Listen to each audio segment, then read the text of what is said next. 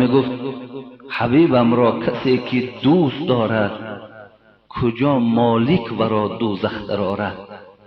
به جان و دل محب مصطفی باش، به یاران محمد جان فدا باش. وقتی انسانی که محمد دوست می‌دارد مالک دوزخ حق درآوردن دوزخ ندارد.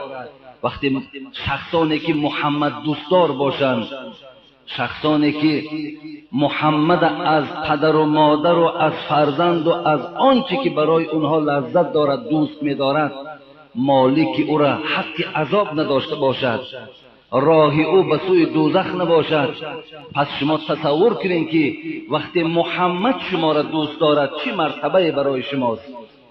وقتی محمد دوستدار شما باشد